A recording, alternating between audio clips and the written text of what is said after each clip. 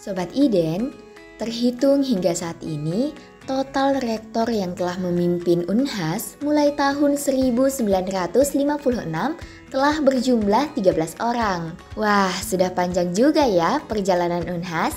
Tapi sepanjang sejarah pemimpin kampus, Sobat Iden, tahu Jeki kalau ada mahasiswa yang pernah mencalonkan jadi rektor? Peristiwa unik ini terjadi pada tahun 1977 saat pemilihan rektor Unhas yang ke-6. Terdengar mustahil memang karena untuk mengajukan diri sebagai calon rektor syaratnya berpendidikan minimal S3, seorang dosen, dan berstatus minimal lektor kepala. Meski begitu, mahasiswa ini berhasil menggebrak pintu ruang senat dan mencalonkan jadi rektor. Mustafa Kemal, itulah namanya. Mahasiswa Fakultas Hukum yang populer di angkatan 70-an. Meski sempat ragu mencalonkan dengan menantang Prof. Amiruddin, Mustafa Kemal akhirnya maju dengan langkah pasti berkat dorongan dosen-dosennya. Sobat Iden mungkin masih bertanya-tanya, tetap saja, bagaimana bisa seorang mahasiswa mencalonkan menjadi seorang rektor? Toh lulus S1 saja belum. Jadi, awal mulanya pada masa itu, tata tertib pemilihan rektor pada pasal 6 bab 2 berbunyi, semua senat universitas dan bukan anggota senat universitas dapat diajukan sebagai calon rektor asal memenuhi syarat.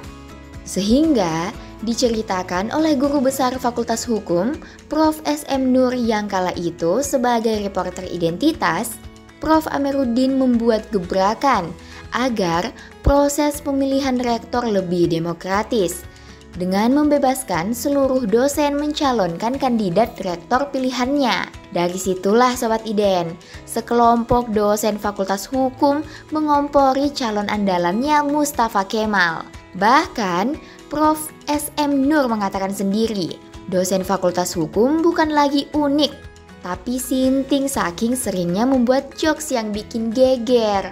Akhirnya, Mustafa Kemal dengan gagah berani tampil menjadi kandidat penantang Prof. Amiruddin. Dengan berbagai masukan dan sponsor, Mustafa Kemal bahkan bergaya layaknya profesor dengan mengecat rambutnya menjadi putih seakan-akan sudah beruban. Ia juga menggunakan kacamata baca seperti profesor-profesor lainnya. Kejadian ini sontak menggegerkan se-Unhas Baraya. Akibat penampilan nyentrik Mustafa Kemal ini, 3 dosen Fakultas Hukum pun berhasil tertipu. Mereka adalah Prof. Likaja, Prof. Tahir Tungadi, dan Prof.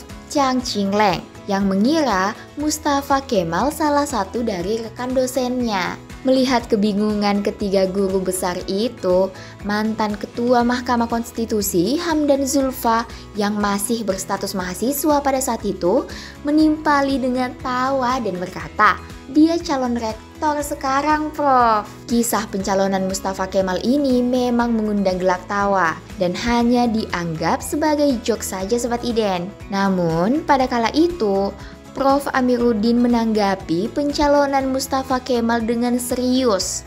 Berkat keberanian Mustafa Kemal, suasana demokratis di kampus merah menjadi lebih terasa. Wah, kejadiannya kocak sekaligus menegangkan ya Sobat Iden.